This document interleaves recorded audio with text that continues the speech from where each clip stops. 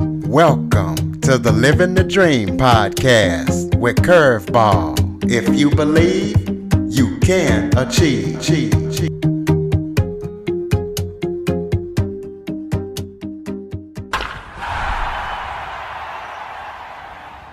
Hello and welcome to another episode of Living the Dream with Curveball.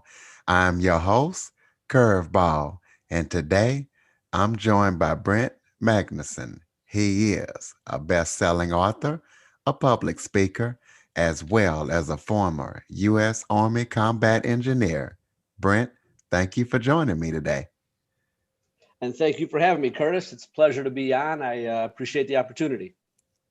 Well, let's start off by telling the listeners a little bit about yourself, anything that you want to let us know. Sure. Yeah. So I appreciate the intro. Besides that, I grew up just outside of Chicago in the suburbs and grew up playing soccer and wrestling. Got into martial arts at a young age. And after high school and realizing I wasn't going to be the next Cristiano Ronaldo or Lionel Messi, I always knew the military was going to be a plan B or a contingency plan. My dad and a lot of my uncles and grandfathers all served. So um, naturally, that was the path. Enlisted in the Army in '96. And as they say, the rest is history. Got to serve with a lot of amazing people and to deploy to some interesting places. And after the Army, I spent a little time doing some more of that work in the civilian sector, and then eventually became entrepreneurial. And we dropped this book, Roger Up, a couple months back in June. And here we are. We're rolling, and I'm talking to Curtis Jackson. So things are looking up. So you're already a best-selling author. Is this your first book? And give us an overview of your books so we can know why you are a best-selling author. Yeah. So this is the first one, and so the title is Roger Up, and I get asked a lot what Roger Up means. So I'm sure the vast majority of your listening audience has heard the term Roger that. And as most of us know, Roger that essentially confirms a transmission. Roger that or copy that. Roger up is a term we use in the Army. It would be the same as in the civilian world: suck it up, man up, woman up. And essentially, when things are going really bad, you're physically smoked, mentally smoked, you don't think you have any left. When in all actuality, you have at least 20 to 30% more fight, more drive left in you. And when you get to that breaking point and you're able to tap into that extra reserve of 20 to 30%, it's really a beautiful thing. And I try to lay out in the book how that process happens.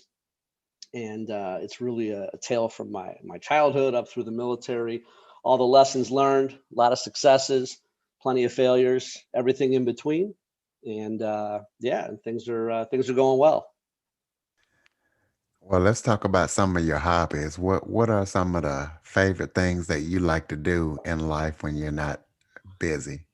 Favorite hobbies away from the book? That's an awesome question. I've done a lot of radio in support of the book and been doing a lot of podcasts, and no one's asked me that yet. Everyone's always asking about like the stuff that's in the bio or the big hot topics in the book. So I appreciate you asking. Well, I just recently 2 years ago got married for the first time, so I think my number one hobby is enjoying being a husband and enjoying being a stepdad. I have a 9-year-old stepdaughter, and she's absolutely awesome. She was driving me crazy about an hour ago, but that's what 9-year-olds are supposed to do, right? And yeah, so just enjoying kind of being the family guy. It's a new role, and in addition to that,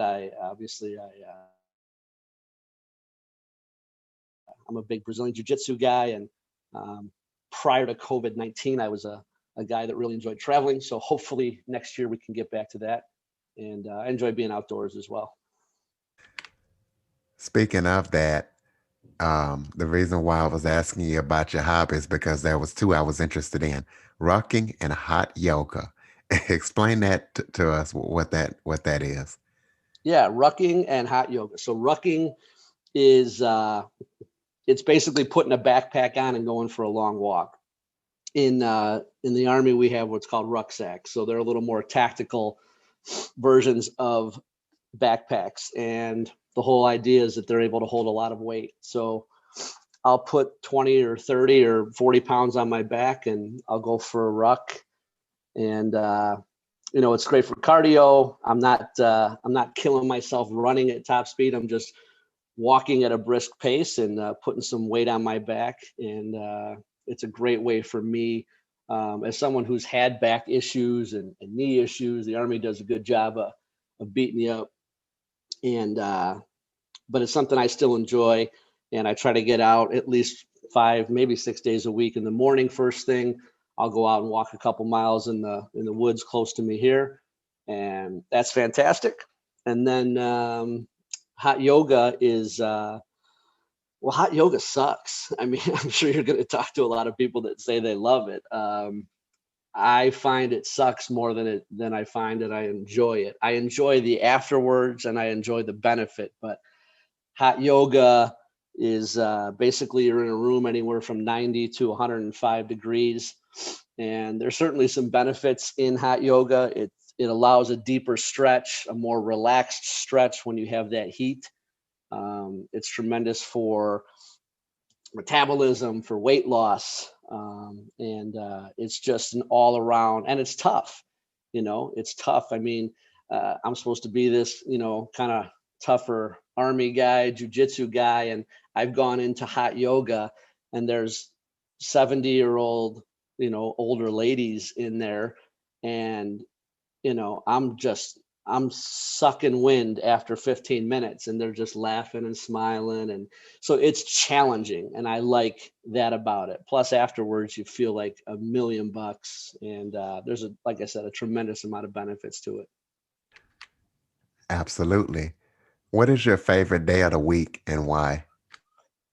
Favorite day of the week is Monday, and it's funny because my my stepdaughter asked me that uh, pretty much every Monday. Especially since I've been doing a lot of radio and podcasts, and people ask me about that, and it's true. I mean, don't get me wrong. I love, I try to love every day, and the weekends are great. My wife's a chiropractor, so she's busy with patients most of the week. So the weekends, like most families, most people have weekends off. So the weekends for us are certainly nice. But I love Mondays. I love Mondays because it's a fresh start. I love Mondays because if I had a bad weekend or if I had a bad week, I can put that behind me. It's a fresh start. It's a clean slate. Let's go. I get up at 5:30 and I can get after it, and I can dictate how that week is going to go, not worrying about the previous week or the previous month. It's a new day. It's a new clean slate. And I just love the idea of being out there when that sun comes up on Monday morning, knowing that I'm in control of how this week is going to go. So I like the idea of it being a clean start. And yeah, let's go. Well, that's certainly different than the rest of us feel about Monday. But let's talk about even though you're retired from the military, you served your country, but you're still serving your country and giving back. So tell everybody about the Resilient Warrior Foundation. Explain what that is and what you do on the board of that organization. Yeah. Wow. Thanks for asking, Curtis. It's a real pleasure for me to be able to sit on the board. So the Resilient Warrior Foundation is a 501c3 organization. We serve U.S. veterans and first responders who suffer from PTSD that they acquired during their service to this country. And what we do is we provide scholarships for them uh, to train and study the art of Brazilian Jiu Jitsu in the academy of their choice anywhere in the United States.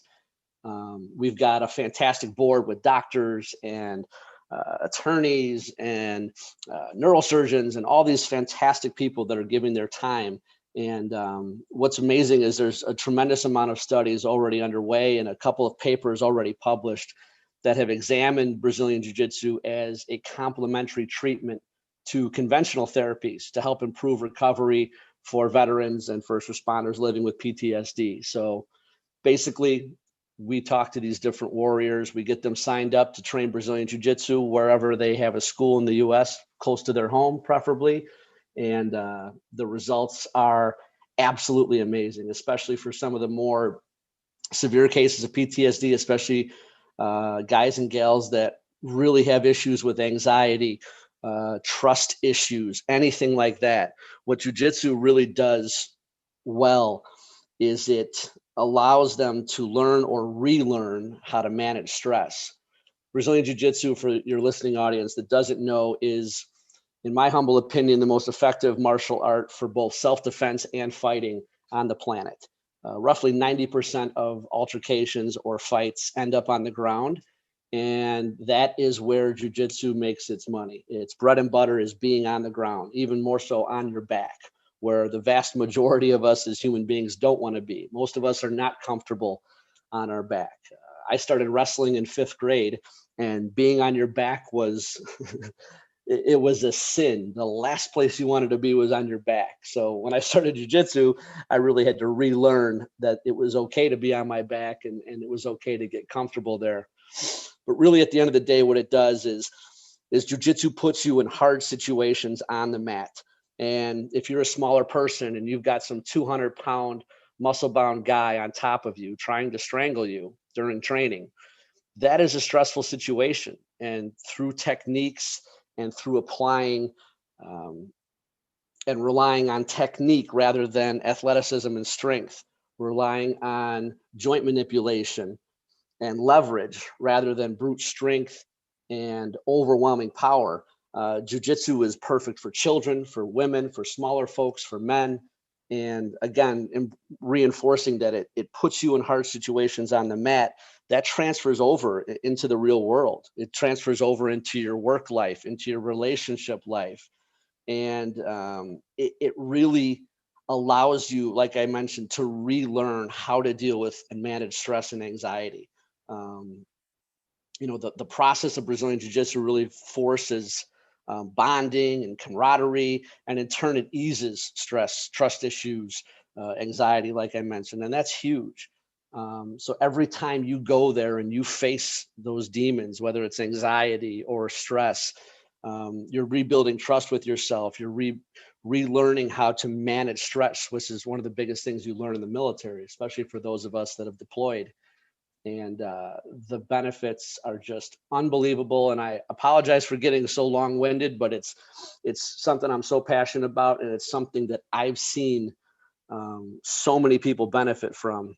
And I appreciate you asking about it. No problem. Have you won any championships in jiu-jitsu? You're a champion in life. What about in the world of jiu-jitsu? I have not. I have competed, but I have not won. Some of the competitions that I entered were some very big. I entered the World Championships in the Brazilian Jiu Jitsu World Championships for my age and my belt in 2009. I did not win. I entered the Pan Ams in 2009 and 2010. Did not win. Won a few matches, but didn't make it to not even to the semifinals, because you've got people from all over the world coming in, and there's a very big difference between a guy that has a regular job and trains maybe twice, 3 times a week, and a guy the same age who is able to dedicate training twice a day, 6 or 7 days a week. That shows on the mat in competition, and it's certainly not an excuse, but there are certainly different levels, even at specific belt levels. There are black belts, and then there are world class, world champion black belts, and the same applies at the other belts. But I enjoy the competition. I did do one MMA fight in 2010. I was fortunate enough to come out on top of that.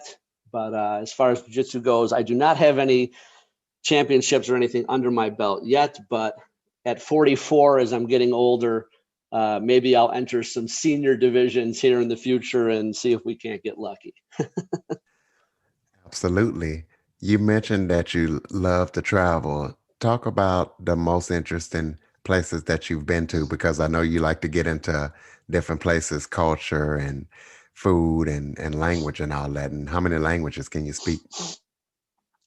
That's a good question. I can be conversational and comfortable in English. I can get by in Spanish. I can get by in Portuguese, Brazilian Portuguese, and I can stumble and mumble through a conversation in Italian.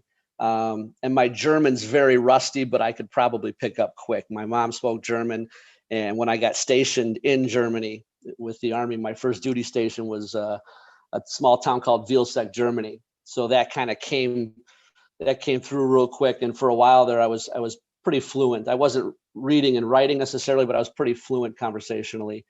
Um, but yeah, always on a quest for that. As far as favorite places, I've been to over 40 countries. The vast majority of those are in Europe.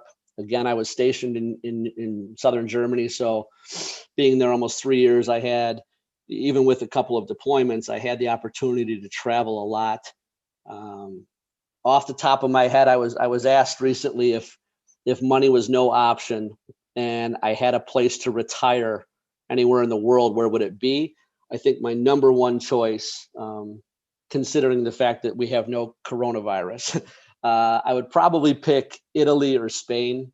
Italy is close to my heart. Barcelona's arguably my favorite city, but there's a few other places because those are the big popular names. You always hear about Italy, you always hear about Spain. There are a few places that I have been, for example, some places in Croatia, some of the most beautiful country that I've ever seen. I really enjoyed Vienna, Austria. That was a hell of a fun time, and amazing people, good food, really good hot wine. um, and but yeah, for me, Italy and Spain are probably at the top. But ask me that in a year, because hopefully my wife was born in Vietnam. She came over here when she was 4. So we would really like to be able, hopefully in 2021, be able to get to Vietnam. And if time allows, because we're already 20 hours away via airplane, it'd be nice to hit up some more of Southeast Asia, or possibly even Australia and New Zealand. But yeah, that's the big one on the list, because I'm obsessed with Vietnamese food, and it's not too expensive to eat Vietnamese food in Vietnam. So I'm sure we're gonna have a good time. Absolutely. Speaking of eating, you say that you're an accomplished cook. What does that mean? And are you doing any cooking shows teaching people how to cook, or what is that all about? We're going to, with YouTube, we're going to do some. Again, I am not a classically trained. I didn't go to CIA, Culinary Institute of America, or Johnson and Wales, but I've spent time in kitchens. Grew up with cooks, and there are some recipes in the book, both from my family and recipes I picked up along the way. The biggest one in there that we get asked about all the time is the meatball recipe. I am a meatball aficionado. I'm obsessed with meatballs. I've Every major city I've ever traveled, especially in the U.S. Um, Contrary to popular belief, spaghetti and meatballs is actually not a dish in Italy. If you go to Rome or Naples or Sorrento and order spaghetti and meatballs, they're going to look at you like you're nuts. I'm sure someone would make it for you, but it's an American Italian dish. But I've been, New York, Boston, all over the place. Some of the places with high concentrations of Italian Americans that have phenomenal food, and I kind of built off of my uncle Nick's recipe that came from Naples that he built on, and we put our own little twist on it. So we're confident that we have a strong meatball. We haven't entered any competitions yet, but I'm sure in the future we will. But yeah, hopefully with the YouTube channel launching, we'll be able to, especially for younger guys out there. I'm a guy, and I know that cooking is really it's a skill, and I kind of look at skills like weapons. And I think the more weapons you have in your tool belt, if you will, more tools you have in your tool belt, the better off you're going to be, especially for a lot of the youngsters out there that are just coming up. Um, it does not hurt to know how to cook. And if you're a young buck out there and you're single, uh, that could be the one thing separating you from the other fella she's talking to, the other competition out there. And if you can whip up stuff in the kitchen, and knowing how to make a world-class meatball in less than 30 minutes, that certainly doesn't hurt your your dating life. So we'll be putting that out, when, I don't know, Curtis, but I would say sometime in the next couple of months we'll start putting out some videos as well. And I'd actually like to go into some kitchens and talk to those executive and sous chefs and find out what they're doing and get some techniques that we can pass on that people can apply in their everyday kitchens. So we'll see. Absolutely. I definitely love meatballs too, so I can't wait till you get that channel out. So Are let there me any ask you, other you're projects? you're from Louisiana. I'm curious, because my wife is, now, do you call them crawfish, crayfish, or crawdaddies?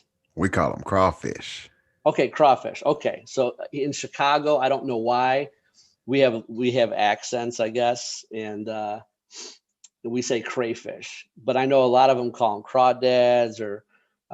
So I was curious because my wife loves crayfish, crawfish, whatever you want to call them. I'm a big fan too. It's just a lot of work. You know what I Oh mean? yeah, it is a lot of work for that little piece of meat. Yeah. All that work for that little piece And of then meat. sucking the heads, and I mean, Oh, I don't do all that. I'll let you guys oh, have you that. don't do, okay. You don't, so you don't go all the way there. All right, that's cool. No, no. Are there any other projects that you're working on that people need to know about? Sound like you're a busy Yeah, man. we're busy. Just dealing with all this COVID stuff and having to pivot a little bit more. We're definitely working on a coaching program, and hopefully we can get that launched right after the new year.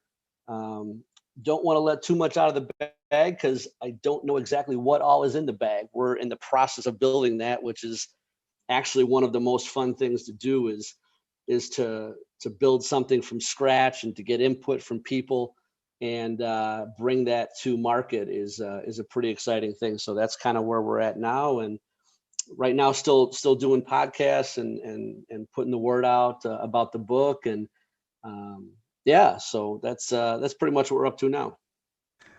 Well, speaking of that book, go ahead and give that book a plug and give your contact information out so when people can connect with you and know how to keep in touch with everything that you're doing as it launches and rolls Yeah, out. absolutely. So again, the book is Roger Up.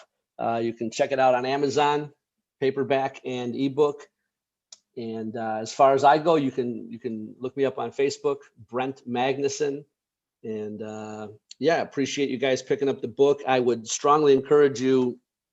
Again, there's a stunning statistic, and it's frustrating to talk about as a writer and anyone that's written a book.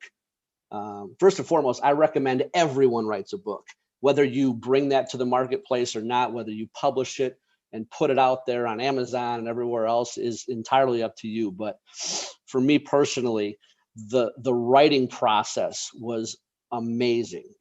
And especially when you're writing a book like this, where you're putting yourself out there, and like everyone else, I'm very flawed.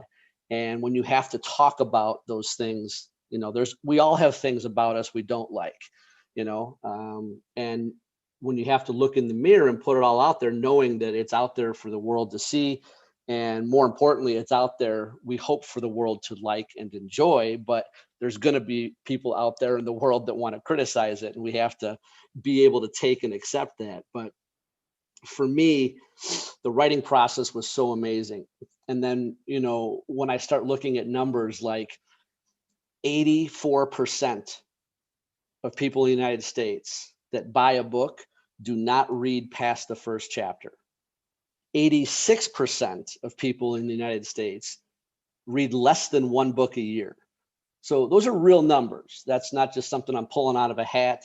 Um, and they're frustrating numbers as someone who writes books and is an author. So I would encourage you, if you get the book, and I encourage you to go get the book. It's a $9.97 investment to get the ebook, and I promise you the ROI on it will be priceless because there's so much we cover in this book. But if there's only one thing you read, maybe two, I would say you have to read the first chapter, which is the 0530 blueprint. It is such a good breakdown, I say that humbly, of a morning routine. And we've all seen all these morning routines with This is practical, it's realistic, it's to the point. We cut all the fat. All you get is the actual meat on the bone, and it's easy to apply, and there's no fluff.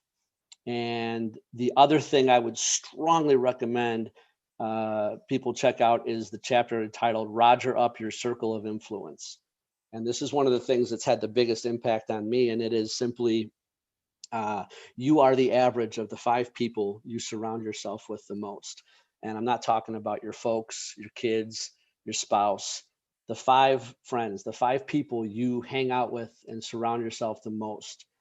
You're the average of them. And I believe that so much because through life now, I've had different times where I had different circle of influences, different 5 people. And my whole goal now is to have all stars. I realize I'm not going to have 5 Michael Jordans. And for the record, I think Michael Jordan is the GOAT, not LeBron. Different topic. But I digress. I think it's important to assess who you're hanging out with, because at the end of the day, you control the content you take in. You control who you listen to. You control the books you read. And most importantly, as hard as it may be, because you've maybe been hanging out with certain people for 5, 10, 20, 30 years, you control your circle of influence. You absolutely control who you hang out with and who you surround yourself with. And at the end of the day, if all 5 of your friends are broke, there's a very good chance you're going to be number 6. If all 5 of your friends are negative Nancy's and constantly tearing everyone else and you down, the second you start getting some momentum, it's only a matter of time till you're that 6th crab in the bucket. And on the flip side of that coin, if you're hanging out with 5 people that are getting after it every day and chasing success and setting goals and being as positive as they can and wanting the most out of life, there's a very good chance in a short amount of time you're going to be number 6. And those are the 2 things that I think if you do take from the book, and you fall into that unfortunate percentage of folks that read less than 1 chapter out of a book, read those 2 things. Shoot me an email at brentmagnussen@gmail.com and we'll talk. Is there anything else that I missed that you would like to talk about before we go? No, I appreciate the time, Curtis. It was great meeting you, and much continued success with your podcast. And yeah, again, I appreciate you having me on. Absolutely. I enjoyed it thoroughly. Ladies and gentlemen, Brent Magnussen. For more information on the Living the Dream podcast, visit www.djcurveball.com. Until next time, stay focused on living the dream.